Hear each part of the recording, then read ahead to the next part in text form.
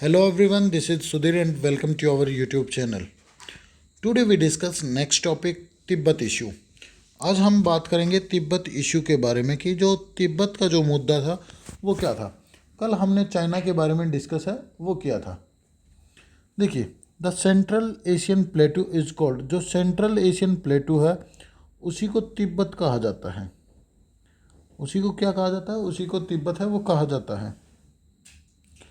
Historical cause tension, ये एक ऐतिहासिक कारण था तनाव का. एक ऐतिहासिक कारण था तनाव का भारत और चाइना के बीच में, भारत और चीन के बीच में एक ये ऐतिहासिक कारण था तनाव का.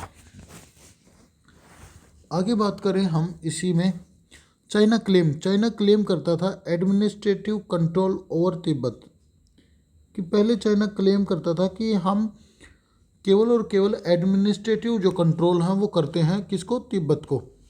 Many time Tibet was independent, और काफ़ी बार जो तिब्बत है वो आज़ाद भी हुआ है. ठीक है ना. Many times Tibet was independent, और काफ़ी बार जो तिब्बत है वो चाइना से इंडिपेंडेंट भी हुआ है.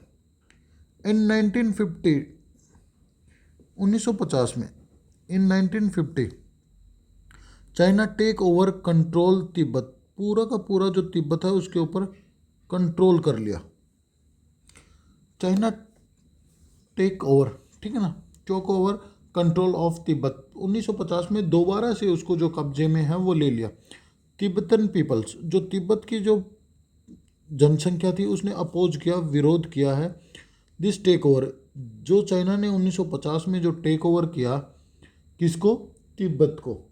इस चीज़ का काफ़ी ज़्यादा विरोध है वो किया, या यहाँ की जो जनता थी उसने विरोध किया.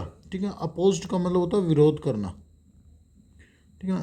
इसका मतलब होता है विरोध करना. काफ़ी विरोध है वो किया है. इन 1954, कल लास्ट वाले जो टॉपिक था हमने बात की पंचिल एग्रीमेंट की, कि दोनों देशों के बीच में जो पंचिल जो एग्रीमेंट है वो हुआ. और जो पंचिल एग्रीमेंट हुआ तो उसके अंदर मैंने कुछ चीज़ें बताई थी कि एक दूसरे की जो टेरिटरी थी, जो क्षेत्रीय था, उसकी अखंडता और सॉवरेनिटी, इनकी क्या करना है? इनकी रिस्पेक्ट करना है. ये टॉपिक हमने डिस्कस है वो किया था.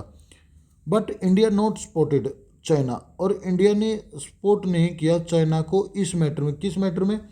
तिब्बत का जो मैटर था उसके अंदर भारत ने चाइना को जो सपोर्ट है वो नहीं किया.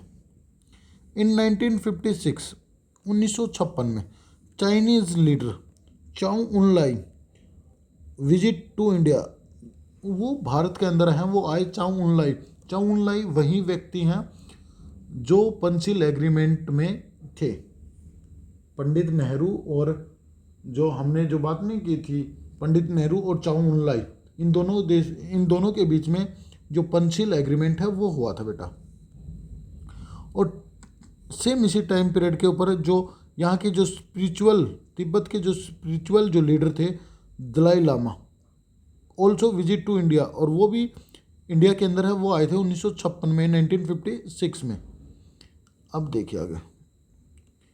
और वो किससे मिले? नेहरू से मिले. एंड ही इन्फॉर्म्ड नेहरू, और नेहरू को इन्फॉर्म किया about the bad situation of Tibet, और जो तिब्बत की जो कंडीशन थी उसके बारे में अवगत कराया कि वहाँ की जो सिचुएशन है वो काफ़ी ज़्यादा ख़राब हो गई है.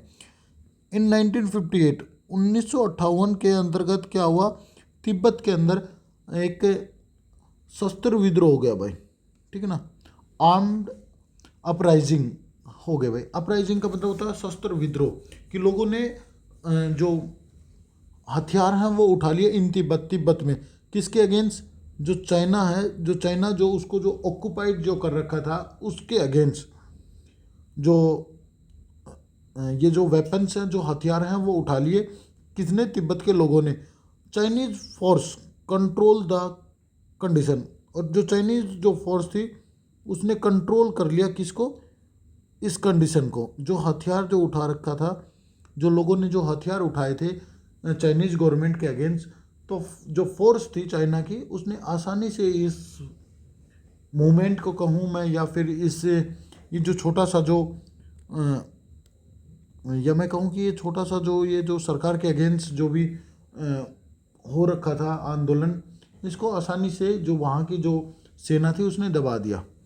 और जब कंडीशन काफ़ी ज़्यादा बुरी हो गई, ठीक है ना, कंडीशन वॉज वर्स, कंडीशन काफ़ी ज़्यादा वर्स हो गई, ख़राब हो गई।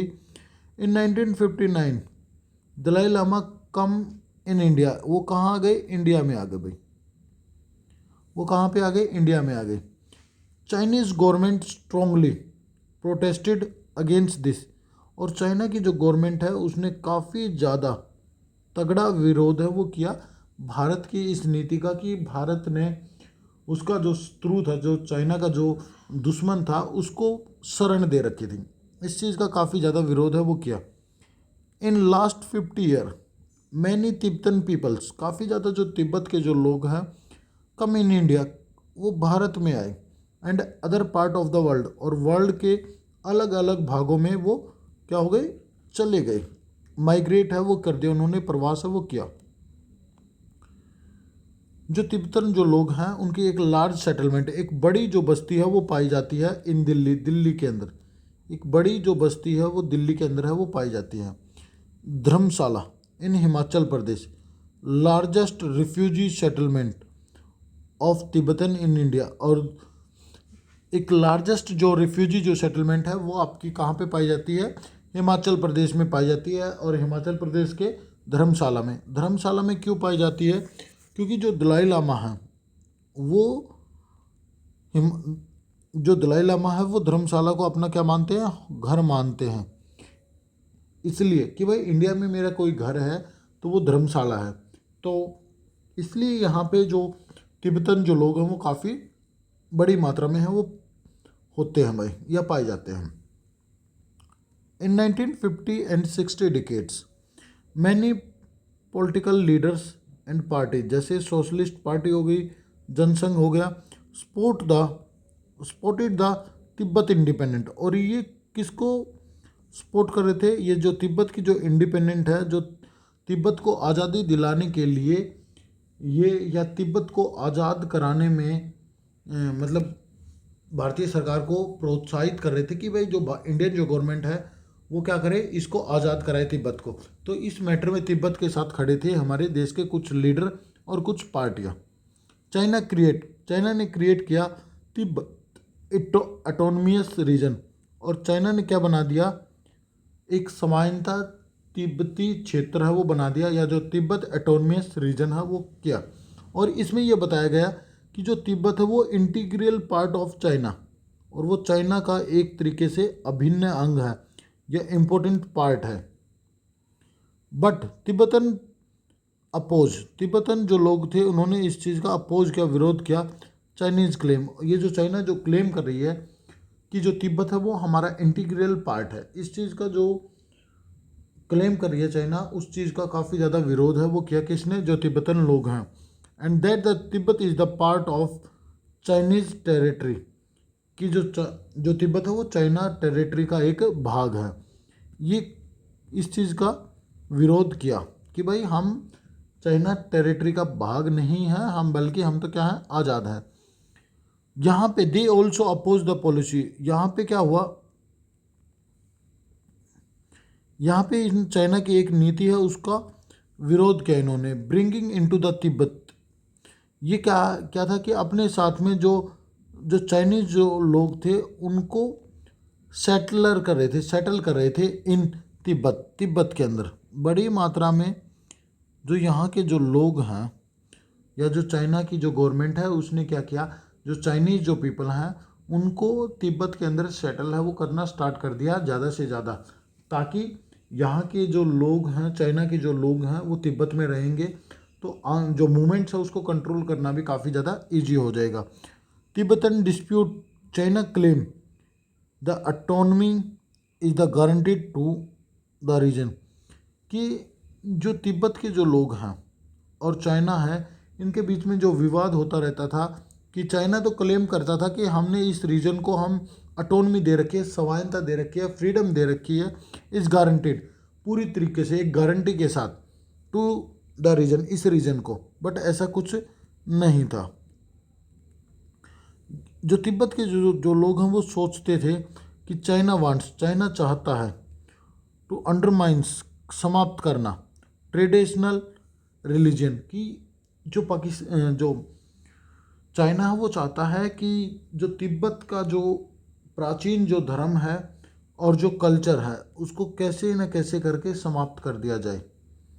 ये जो चाइना है वो चाहता था। ये था आज का हमारा टॉपिक।